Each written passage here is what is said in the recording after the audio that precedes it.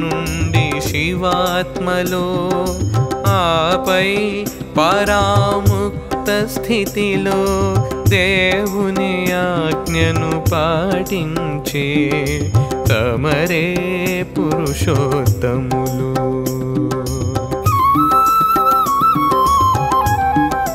సంపూర్ణముగా మాయను వీడి శాశ్వత సత్యంలో నిలిచి త్రిగుణాతీత స్థితి దాటి నిర్గుణ స్థితి పొందితిరే. త్రిగుణాతీత మహాయోగి ఈ మాయా బంధం త్రెంచుకొని సచ్చిదానంద స్థితి అనే భువనానందం పొందితిరే. భగవంతుడే మీరై ఉన్నా భక్తులకు మీరు ఆధీనం.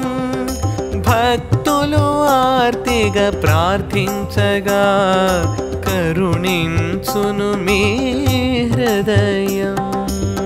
మీరు భక్తులందరినీ ఉద్ధరించదలచుకొని జీవన్ముక్తి పొందక పూర్వం పొందితిరే మానవ రూపం.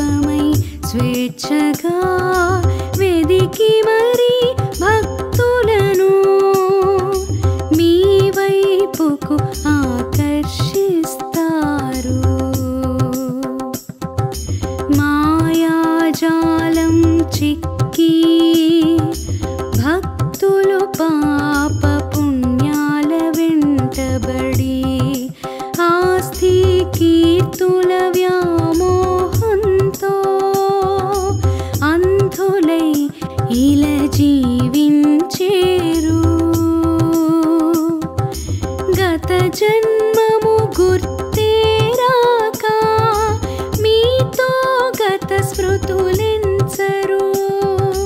మీరే వారిని పిలిచినా వినకుండనే వెళ్ళెదరు.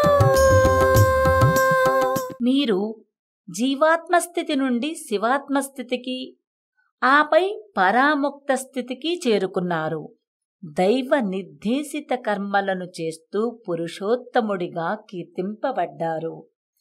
మాయ నుండి సంపూర్ణంగా బయటపడి శాశ్వత సత్యంలో పాదుకున్నారు. త్రిగుణాతీతుడవై నిర్గుణ స్థితిలో ఉండిపోయారు.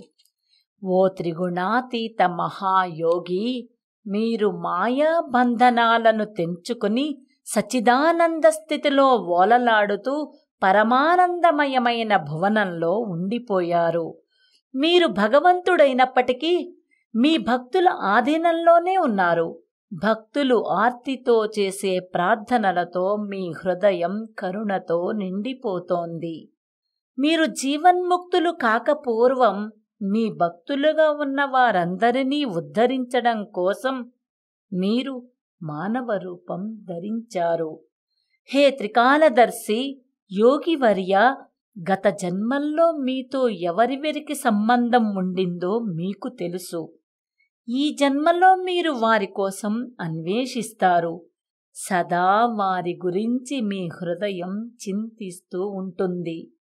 భక్తుల్ని ఉద్ధరించడం కోసం మీరు స్వచ్ఛందంగా మానవ రూపాన్ని ధరించి మీ భక్తుల్ని వెతికి వాళ్లను మీకు దగ్గరయ్యేలా చేస్తారు.